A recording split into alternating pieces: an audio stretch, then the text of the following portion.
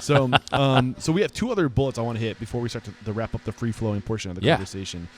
Community-based marketing, right? And then the other one is, I think we might be able to pass over the relationships. I think we kind of hit that pretty good. But what do you mean by community-based marketing? Yeah, so one of the things we do, kind of part of that guerrilla piece, is like getting out, making ourselves known, sharing our products, sharing the experience with people. We go to schools. We want to be meeting with principals, PTA presidents, coaches, band directors.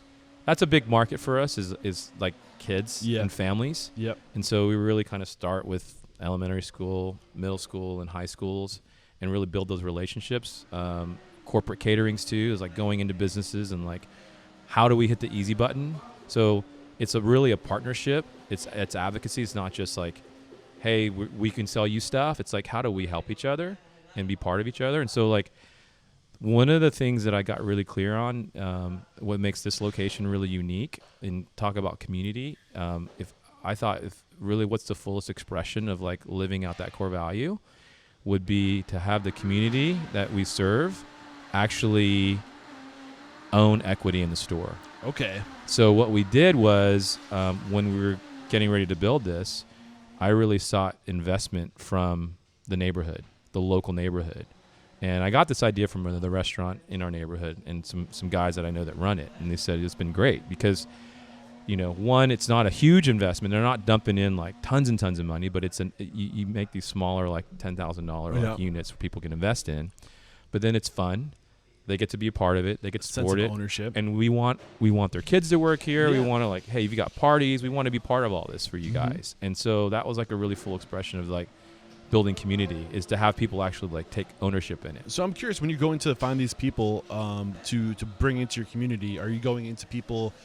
Are you searching for people that might be like you in the sense of the same culture, that Absolutely. same desire, core values? Yes, we've got to be aligned. When I say values. culture, I mean even further. Like they might come from Asian descent, and they want this thing that relates to them in their life. They want to be a part of it because they're prideful of it too.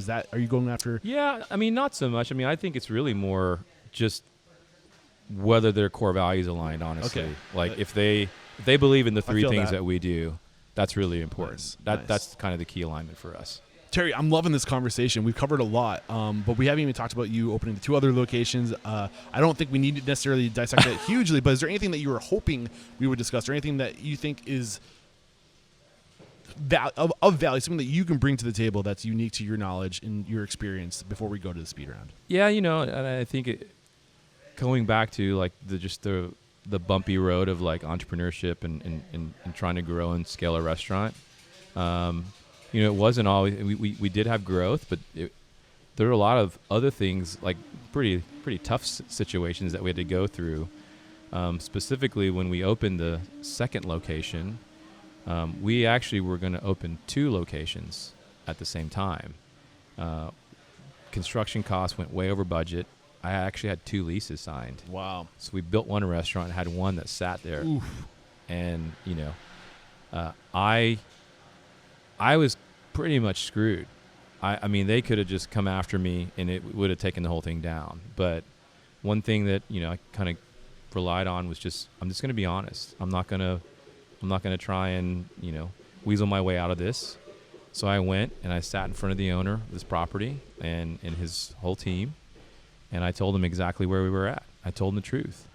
And I said, I don't have the money to build out this third location. I know you have every legal right to come after me. And if you choose to do that, like, that's fine. I mean, we'll just do what we have to do. But this is a situation. Yeah. And it's not, I didn't plan on this. I wasn't trying to do this maliciously. It just is. And he sat there and sternly looked at me for, it felt like an eternity. And he just said, there's no need to squeeze a dry lemon. And he tore up the lease. Wow. There's something to be said about that. I think at the end of the day, people are good, right? We want to do the right thing. And usually when we get angry or pissed off, right? It's because we can tell the other person's not doing the right thing. And we want to retaliate because we're not being taken care of. So if you take the approach that you took where you said, I'm wrong, I screwed up, I'm at blame, like this is all me, like I'm taking complete ownership, like taking ownership, one of your core values, that defuses things when you own it. people don't want when you're doing the right thing, people aren't going to come after you. Or there's some jerks out there that might still try to squeeze a dry lemon, right? Sure, but at the end sure. of the day, like there's just so much power in transparency and honesty and vulnerability when you own things like that. That's a huge lesson to take. And from I had this. no control in that situation. Yeah. So it's kind of like I'll never forget. There was a moment like laying in bed. I was just thinking like, tomorrow could be it. Yeah. You know, but Yeah, and you've been in business now for almost 20 years, 18 years, 4 locations, and I think a lot of people like they when they think of growth, they think of outward growth. And I'm such a broken record right now. My listeners are like, here he goes again. When they think of growth, they think of outward growth, but you clearly have that mentality of what can we like quality control, right? Instead of putting that energy out into becoming bigger, let's become better, right? And when you become better, you attract onto yourself so much opportunity that what ends up happening as a result is outward growth. For sure. And I think you see that because you're at 4 locations, 18 years, and now you're looking to expand even more. Like, what's your plan for the future? Yeah, we're still looking around DFW, and really we want to take this model of community microfinance, community funded model moving forward. Yeah. Because I really believe that's what's exciting for me. I'd love to have a lot of locations, but honestly, like the thought of having a bunch of locations and making a lot of money, like I think everyone wants to do that, but that's not what drives me and motivates me.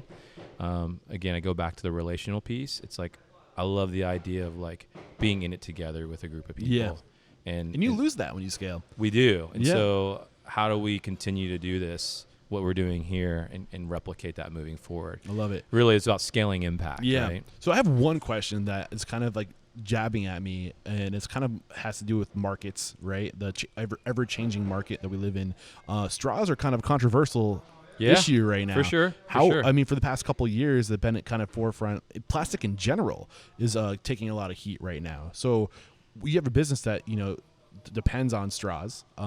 It's in the name, right? For sure. And what are you doing to kind of combat that? Yeah, we're looking at alternatives right now. So there's the paper ones are not super crazy about because they kind of lose their shape.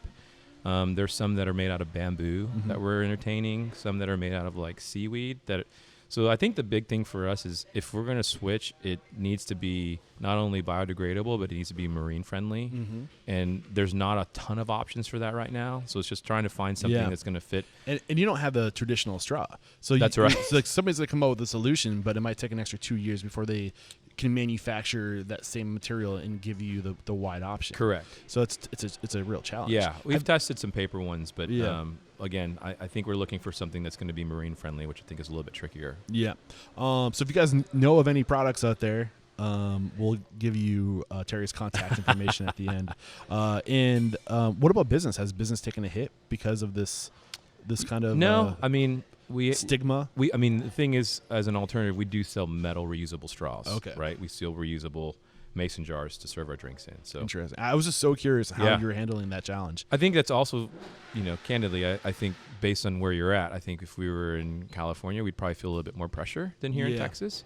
And so, it's just, I think a lot of where you're geographically located.